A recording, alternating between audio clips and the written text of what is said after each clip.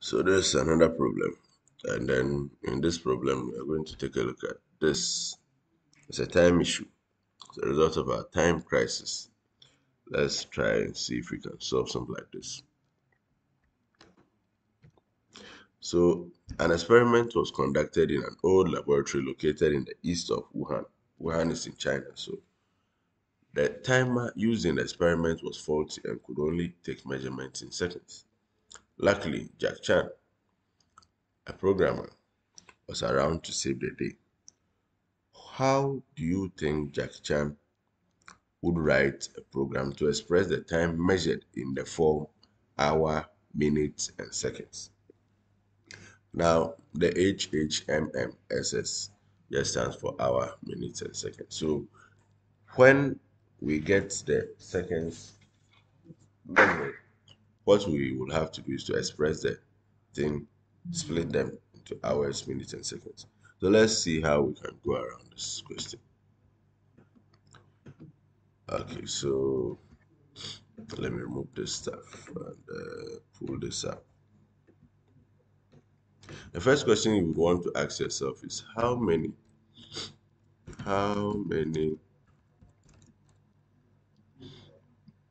minutes, no, how many seconds make a minute? How many minutes uh, make an hour? And now hey, it's not easy. How many? Okay, not how many. Uh, how many seconds make an hour? If you're able to get this, then you are right. You are on the right path. So, how many seconds make a minute? Is 60 minutes. 60 seconds make a minute. And then how many minutes makes an hour? 60. And now, how many seconds make an hour? We need to multiply the two because the number of seconds that make 1 minute is 60. And the number of minutes that makes an hour is also 60. So the number of seconds that make an hour will need to be 1 minute times the number of minutes that make an hour. So that's basically 60 times 60. And that gives us 3600. So imagine the user enters a number like 7362, something like this.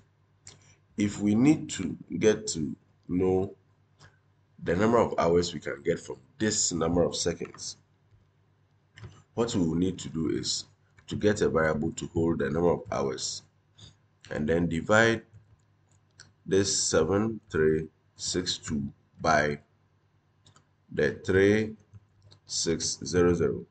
By doing this, we are going to get the number of times we will get this number of seconds in the seconds that the person entered. And then now the we go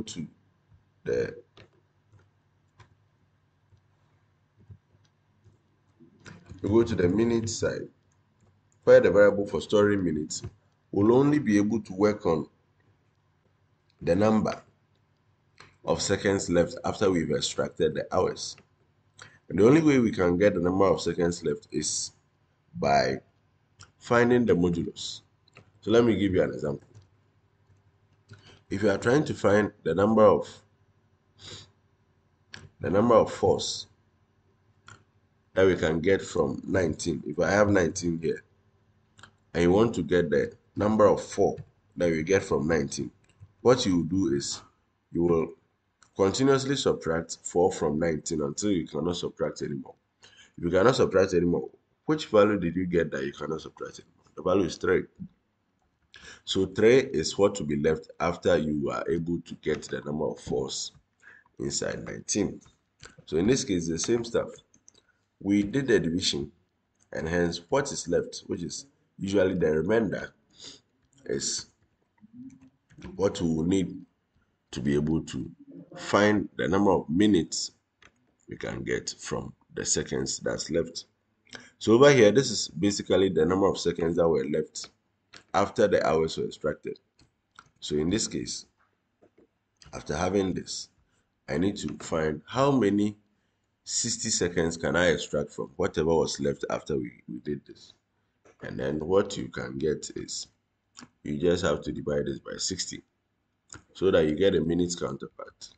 When you are done, what is left after this particular division is what you will have as the number of seconds. So in this case, we have 7, 3, 6, 2 modulus 3600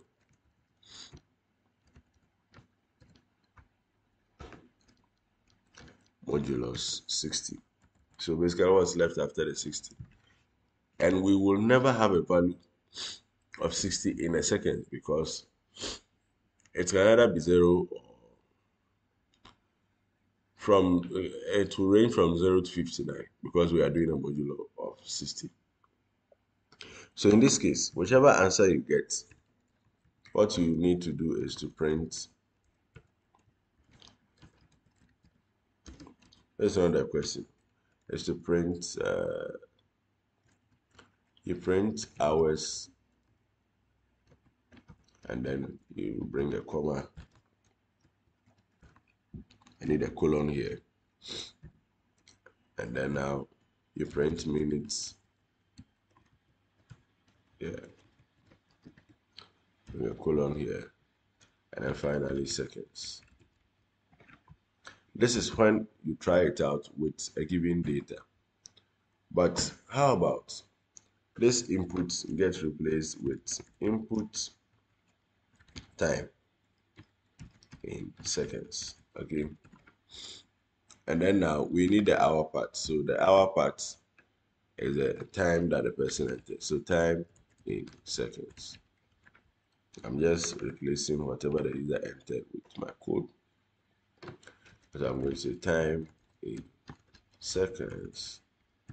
That's what the user inputs. And then time in seconds over here. Time in seconds over here too. So basically at the end, I'm just calculating the hour part, minutes part, second part. And then when I'm done, I'll just say, display this stuff on the screen for me. And that's it, okay? And make sure the strings, you separate them with commas. So this is basically the solution. If you think otherwise, write your answer in the comment section. All right, we'll leave here. We'll end here. So we'll leave here. We'll end here and then we'll meet another time.